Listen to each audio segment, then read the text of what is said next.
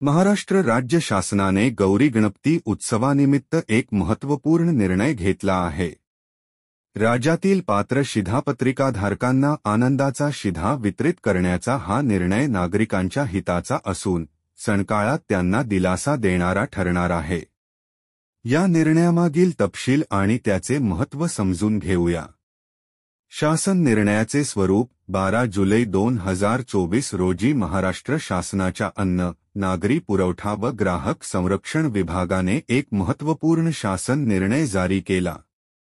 या निर्णयानुसार राज्यातील सार्वजनिक वितरण व्यवस्थेअंतर्गत पात्र शिधापत्रिकाधारकांना गौरी गणपती उत्सवानिमित्त आनंदाचा शिधा वितरित करण्यास मान्यता देण्यात आली आहे।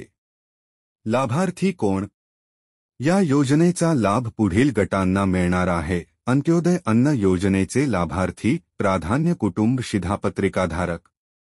छत्रपती संभाजीनगर व अमरावती विभागातील सर्व जिल्हे, नागपूर विभागातील वर्धा जिल्हा, 14 शेतकरी आत्महत्याग्रस्त जिल्ह्यांतील दारिद्र्य रेषेवरील केशरी शेतकरी। आनंदाचा शिधामध्ये काय असेल? प्रत्येक पात्र शिधापत्रिकाधारकाला एक शिधाजिन्नस संच मिळेल, ज्यामध्ये 1 किलो चना डाळ, 1 किलो रवा, 1 किलो साखर, 1 लिटर सोयाबीन तेल। वितरणाचा कालावधी आणि किंमत। वितरण कालावधी 15 ऑगस्ट 2024 ते 15 सप्टेंबर 2024, 1 महिना। वितरण पद्धत ई-पॉस प्रणालीद्वारे।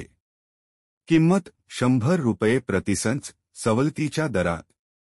शिधाजिन्नस खरेदी प्रक्रिया। आवश्यक शिधाजिन्नस खरेदी करण्यासाठी शासनाने एक वेगवान प्रक्रिया स्वीकारली आहे। खरेदी माध्यम महाटेंडर, ऑनलाईन पोर्टल।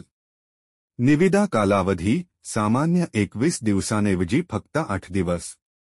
या निर्णयाचे महत्त्व। सणकाळातील आर्थिक दिलासा। गौरी गणपती हा महाराष्ट्रातील एक महत्त्वाचा सण आहे।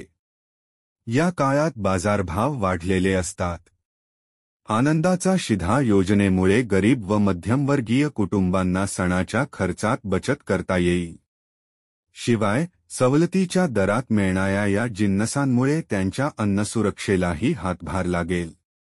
व्यापक लाभार्थी वर्ग। सुमारे 1.70 कोटी शिधापत्रिकाधारकांना या योजनेचा लाभ मिळणार आहे।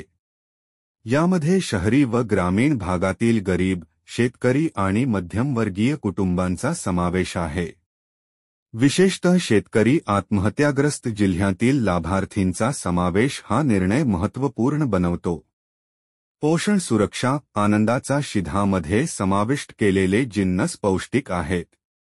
चना डाळ, प्रथिने, रवा, कर्बोदके, साखर, ऊर्जा आणि सोयाबीन तेल, चरबी यांचा समावेश संतुलित आहारासाठी उपयुक्त ठरेल। स्थानिक अर्थव्यवस्थेला चालना। या योजनेसाठी मोठ्या प्रमाणावर शिधाजिन्नसांची खरेदी केली जाणार आहे।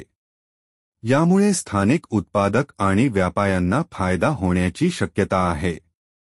डिजिटल वितरण व्यवस्था। ई-पॉस प्रणालीद्वारे वितरण केले जाणार असल्याने प्रक्रिया पारदर्शक आणि कार्यक्षम राहील। यामुळे गैरव्यवहार रोखण्यास मदत होईल।